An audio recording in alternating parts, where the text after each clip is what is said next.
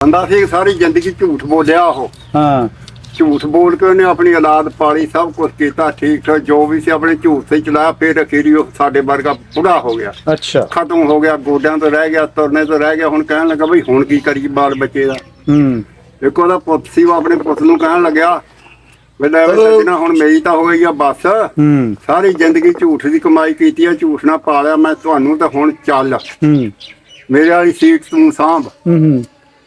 ਉਹ ਆਪਣੇ ਪੁੱਤ ਪਿਓ ਪੁੱਤ ਦੋਵੇਂ ਜਣੇ ਚਲੇ ਗਏ। ਬੜੀ ਮਜਲਿਸ ਲੱਗੀ ਸੀ ਜਿਵੇਂ ਆ ਇੱਥੇ ਲੱਗੀ ਹੋਈ ਆ। ਉੱਥੇ ਆਪਣੇ ਪਿਓ ਪੁੱਤ ਨੂੰ ਕਹਿਣ ਲੱਗਾ, ਪਿਓ ਕਹਿਣ ਲੱਗਾ ਬਈ ਲੈ ਬਈ ਹੁਣ ਗੱਲ ਕਰ ਇੱਥੇ। ਉਹ ਕਹਿਣ ਲੱਗਾ ਅੱਛਾ। ਉਹ ਕਹਿਣ ਲੱਗਾ ਮੈਂ ਗਿਆ ਸ਼ਿਕਾਰ ਨੂੰ। ਮੁੰਡਾ ਕਹਿਣ ਲੱਗਾ ਮੈਂ ਕਹਿੰਦਾ ਗਿਆ ਸ਼ਿਕਾਰ ਨੂੰ, ਮੇਰੇ ਮੂਹਰੇ ਹਰਨ ਨਿਕਲਿਆ।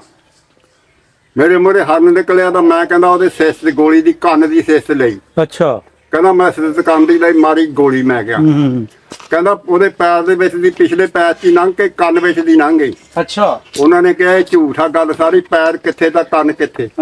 ਕੋਈ ਗੱਲ ਬਣਦੀ ਨਹੀਂ ਹੈਗੀ, ਬਣਦੀ ਨਹੀਂ ਗੱਲ। ਉਹ ਜਿਹੜਾ ਪਿਓ ਸੀ ਪੁਰਾਣਾ ਝੂਠਾ, ਉਹਦਾ ਪਿਓ ਸੀ, ਉਹ ਕਹਿੰਦਾ ਠਹਿਰ ਜਾ ਮੈਂ ਤੁਹਾਨੂੰ ਗੱਲ ਨਾ। ਕਹਿੰਦਾ ਮੁੰਡਾ ਸੱਚਾ, ਤੁਸੀਂ ਝੂਠੇ ਆ ਸਾਰੇ। ਕਿਉਂ?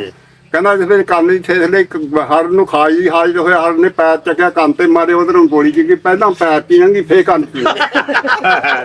ਬਿਲਕੁਲ ਹੀ ਬਈ ਆ ਵੀ ਜਦੋਂ ਗੋਲੀ ਵੱਜੀ ਪੂਰਾ ਕਰਕੇ ਦਿਖਾਇਆ। ਕੰਨ ਤੇ ਕਾਜ ਕਰਦਾ ਸੀ। ਪਹਿਲਾਂ ਲੱਤ 'ਚ ਵੱਜੀ ਤੇ ਫੇਰ ਹੀ ਪੈਰ ਦੇ ਪਹੁੰਚ, ਪਹਿਲਾਂ ਪੈਰ ਦੇ ਫੇਰ ਕੰਨ 'ਚ ਵੱਜੀ, ਫੇਰ ਪਾਰ ਗਈ।